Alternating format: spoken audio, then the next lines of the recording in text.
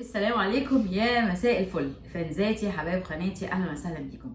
اللي معايا اول مره النهارده انت في قناه ايمان في بلاد الامريكان. انا ايمان عبدول، مهاجره مصريه لامريكا من اكثر من 24 سنه. بشتغل في العقارات وبشتغل في سيلز السيارات اشتغلت في سيلز حاجات تانية، منها الجولري والفاشن. خلينا نتكلم بقى بصيغه الايه الزبون مصري، زبون بتاع فيسبوك مش زبون يوتيوب، وده اول كارثه واول انديكيتور مؤشر يبين المصيبه اللي احنا فيها. يعني ايه شعب دلوقتي الفيسبوك ده اندثر هنا في امريكا، عشان كده مايك زكربيرج بيحاول يدخل الميتافيرس، راح تدخل سون، وده يعني هتبقى مصيبه على المصريين لو ما وعوش وفاقوا وعرفوا بيعملوا ايه.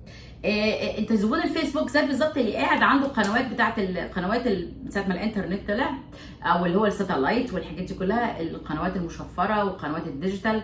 ان انت قاعد هم عمالين يبعتوا لك اللي على مزاجهم، انت تبقى قاعد كده متلقي، هو عمال يبعت لك في اعلانات، يعني اعلانات جواها مسلسل الاعلانات حته من المسلسل. ده شلل، ده مستحيل حد يعمل كده، عاقل يضيع عمره في كده، ده عبط.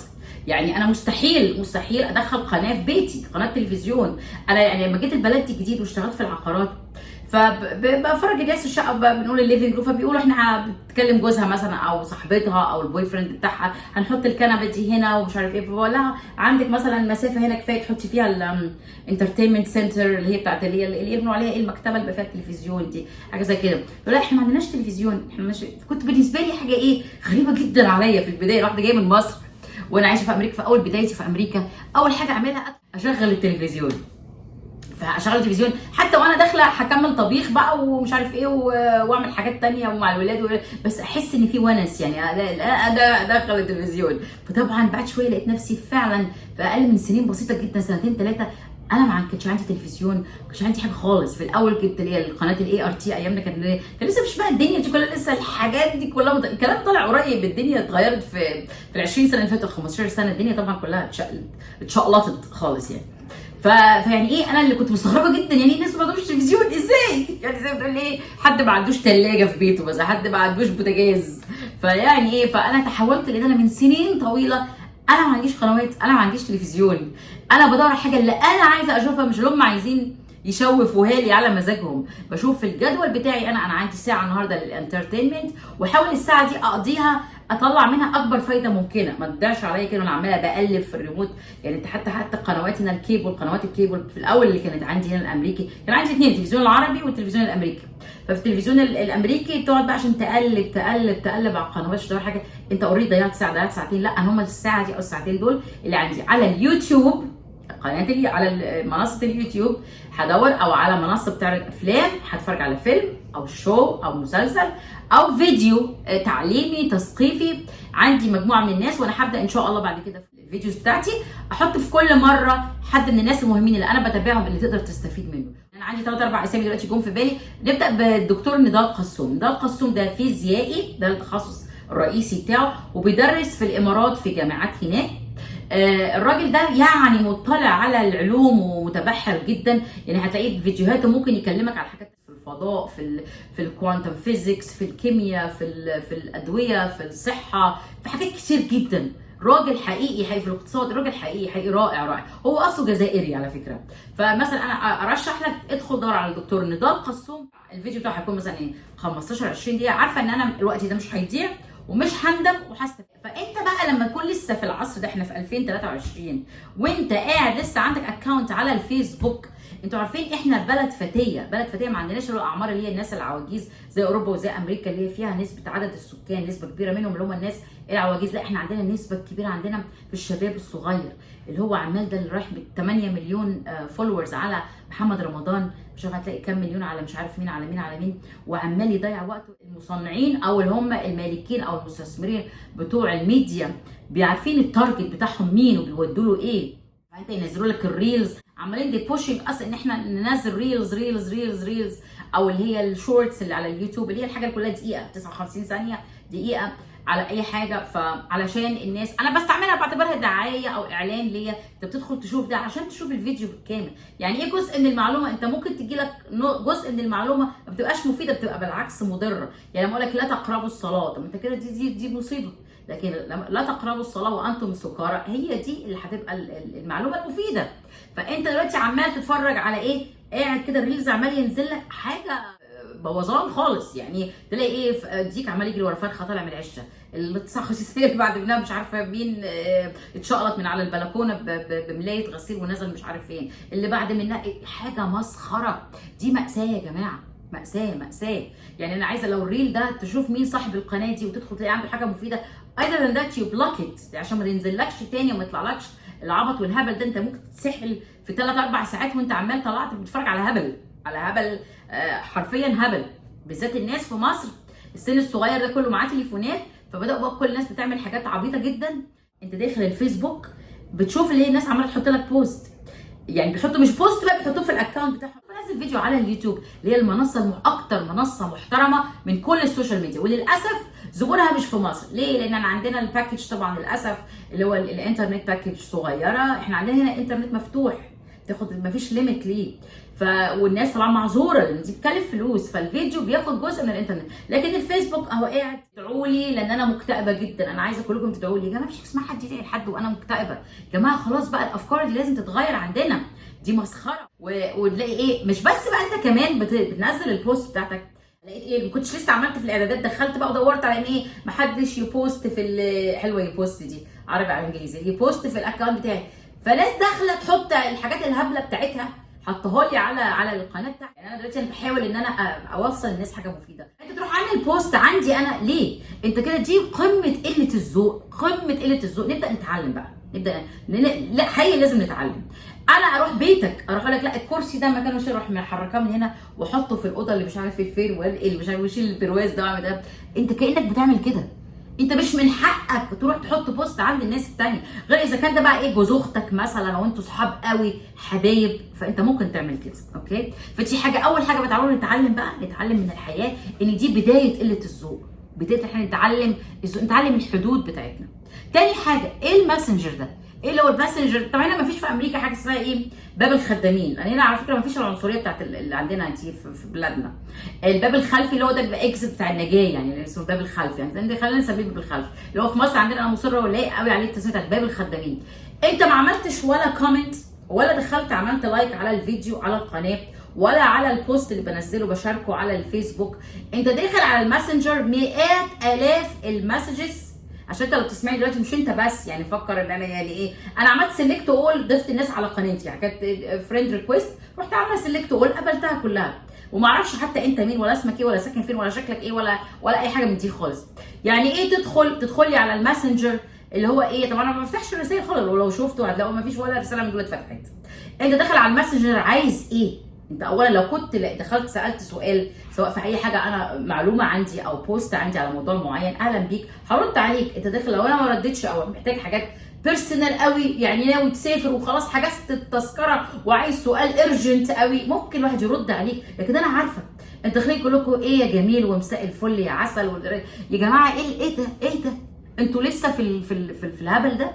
يعني ده باب الخدامين. انت كده بتصنف نفسك ان انت واحد من باب الخدامين، داخل باب الخدامين. اللي اذا كان في مصر يعني انتوا مفكرين البنات، يعني البنات غلبانه داخله عامله اكونتس باسماء رجاله عشان ترحم نفسها من العبط والعته ده. انت بتفرض نفسك على الناس، انت اتعودت في الشارع تعاكس البنات، فانت بتعمل نفس القصه مثلا على مواقع التواصل الاجتماعي. ايه ده؟ يعني انت مش قادر تتعرف على حد ولا عارف تخطب ولا عارف تتجوز، ما تفرضش نفسك على الناس. روح اعمل اللي انت عايز تعمله بفلوسك، بصيع بقى اعمل اللي تعمله.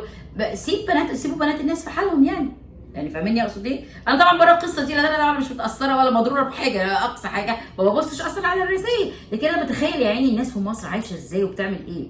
فدي ايه تاني حاجه. يبقى انت كده تاني حاجه اتعلمتها. اول حاجه ما تحطش بوست في عند ناس تانيه، تدخل عند ناس بقله ذوق، تدخل كده على باب على اوضه السفره بقى، على الصالون، على اوضه النوم، على مش عارف ايه، وتشيل ده وتحط ده بالظبط اللي انت بتعمله. تاني حاجه ان انت الباب الخلفي ده الماسنجر ده باب الخدامين. اعرف نفسك كده انت انسان جبان رايح على باب الخدامين، عندك حاجه تقولها ادخل على القناه، ادخل على البوست واكتب يا حبيبي سؤالك، اعمل اللي انت عايز تعمله. دي تاني حاجه. تالت حاجه بقى في مصر عندنا تلاقي حاجه غريبه جدا، تلاقي الاكونت فيه صوره كده فيها ايه، صوره دي بطاقه عائليه، يعني مش اكونت شخصي. اكونت شخصي ده بتاعك انت، ده بطاقه شخصيه مش بطاقه عائليه. اللي انت فلان او انت فلانه. طبعا في مصر نقول الاهداف سياسيه الناس بتخبي اسمها، طب انا مش عارفه، بتحط اسمك باسم ممثل، بتحط صوره ممثل، كل ده طبعا اكيد كل ده. يعني انت مثلا واحد متجوز خايف مراتك تقفشك وحاطط اسمك اكونت باسم تاني، حاطط صوره ممثل، يعني ده قمه الجبن يعني. او انت بقى اميره بحجابي وحبيبه حوده ومش عارف الحاجات دي كلها. انا عايشه في امريكا لكن شايفه مصر، انت بتعمل زوم قوي كده بتشوف حاجه محزنه ومؤسفه جدا يعني عشان تكونوا عارفين. الانيل بقى ايه، بقول لكم زي بطاقه عائليه، تلاقي اتنين شباب او اتنين رجاله او اتنين بنات في صوره اللي هو ايه البروفايل دي. طب انتوا مين فيهم؟ انت مين فيهم؟ اسمك فلان يعني، دي حاجه عبط. وبعدين دلوقتي اي حاجه فيها ولدين بيبقى شكلك وحش، بتتفهم بطريقه يعني فاهميني زي الرينبو كده يعني. فافهم الحكايه دي كويس جدا. والله العظيم انت واحد اجنبي هيبص عليك كده بالتاكيد هيصنفك كده، لان ده في العالم كله دلوقتي شيء اسمها يبقوا راجلين او ولدين يعني لازم. وبرده نفس الحكايه لو انت ماشي في الشارع وهو حاطط ايده على كتفك كده، الحركات اللي عندنا دي طبعا فاكرين في ايام محمود ياسين بقى السبعينات والثمانينات. اي هوب الناس في الشارع بتعملش كده، بيمسكوا ينجزوا ايد بعض بقى، ده اكيد تبقى مصيبه المصايب. فنفس القصه دلوقتي هتبص لك كده عادي. ده مش بطاقه عائليه، ده بطاقه شخصيه بيبقى اسمك انت او صورتك انت. لكن اتنين ما تعرفش مين فيهم ده يعني، طبعا ده قمه ايه العبط، سواء بنتين او سواء ولدين او واحد وخطيبته. انت ليه نازل بصورة؟ هي مثلا قالت لك يعني انت خايف منها، قالت لك حط صورتك انا وانت بتاعت الخطوبه، او انا واحد ومراته بس، واحد وخطيبته. طبعا ده عبط، مفيش حاجه اسمها واحد تحط صورتك انت وخطيبتك انت ومراتك صوره البروفايل بتاعتك. يعني يا جماعه طبعا اكيد ما اعرفش، ما فيش حد اتكلم في الموضوع ده، انا ما لقيتش حد اتكلم فيه. فده يعني دي مأساة يا جماعه والله العظيم. الحاجات دي مهمه جدا. دي ايه ثالث حاجه. نتكلم في ايه تاني؟ رابع حاجه بقى واللي هي المهمه جدا جدا جدا. هنا في امريكا مثلا اللي هو الوظيفه بتاعت فلان مثلا دكتور، خلينا ناخد ده كمثال لان ده اشهر مثال موجود عندنا. الدكتور هنا بيتقال اسمه فلان الفلاني، مثلا مارك انتوني وريفر MD اللي هي الميديكال دكتور. حلو كده، بترمز للميديكال دكتور. ده بيستعمل كلمه MD ورا اسمه لما بيكون في مجال علمي، في مجال تخصصه، داخل في جمعيه معينه مثلا بيراسلهم في مجال تخصصه. لكن مش هيدخل على السوشيال ميديا. السوشيال ميديا دي انا انسان ذكر او انثى وسني كذا، دي وسيله تعريفك. فاهميني ازاي؟ بس مش تدخل بقى تحط بقى ايه، مش هتلاقي هنا حد بيحط في السوشيال ميديا فلان الفلاني MD. لا، ده دي وظيفتك كدكتور. زي ما فيش حد يقول انا فلان الفلاني المحاسب او فلان الفلاني المهندس. كان عندنا في مصر للاسف انا عارفه انك اتسحلت درست 7 سنين ومن حقك تفتخر بنفسك، بس مش في الواقع التواصل الاجتماعي، مش تقدم نفسك للناس وتتكلم معاكي دكتور فلان الفلاني. لا، ده دكتور فلان لما يكون رايح لك العياده حضرتك او تجي في مؤتمر علمي تقول انا دكتور. لكن في مصر تلاقي السوشيال ميديا دكتور مش عارف مين. دي مسخره وفيها عدم فيها كل الصفات بقى اللي انتوا عايزين، الجليطه على المحدث نعمه على نقي كل الاسامي بقى اللي انتوا عايزينها دلوقتي. وريفر احنا في السوق دلوقتي كل فتره من الزمن يبقى عندنا شويه كلمات كده اللي هي الايه المشهوره يعني. فمثلا الاقي واحد لسه الكلام ده حاصل من اسبوع، حد اتصل بيا عنده قريبه وعايز شقه، فبيقول لي معاكي مهندس، مش هقول الاسم بقى عشان مهندس فلان الفلاني. طب هو حضرتك مهندس فلان الفلاني يعني؟ هو انا مش بدور على انشاءات يعني، حاجه ما طلبتش مهندس يعني، مهندس فلان الفلاني.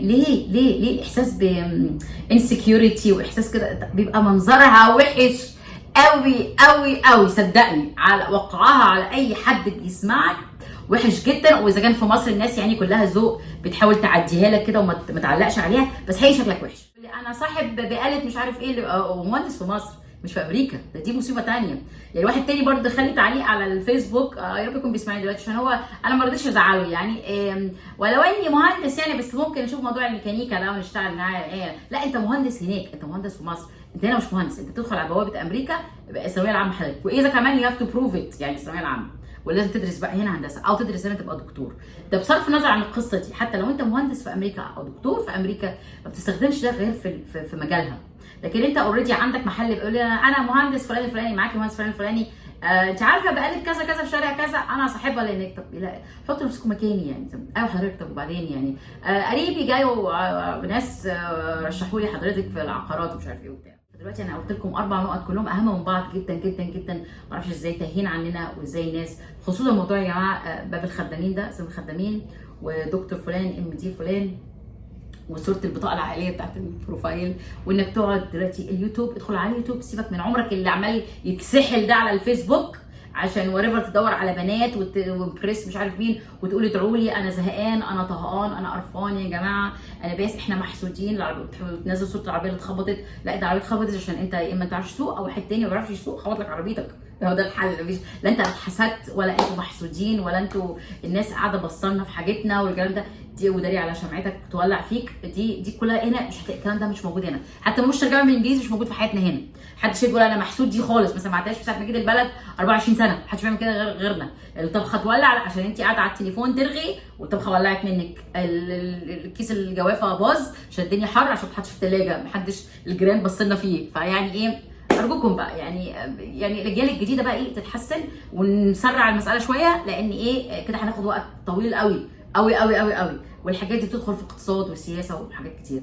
الساعات اللي بتتسحب دي ساعات انتاج، ممكن تنتج بيها حاجه، ممكن تعلم نفسك انجليزي عشان لما تدخل تعمل مقابله في السفاره وانت بالانجليزي فرصك في الفوز اكبر بكتير ان داخل بالعربي.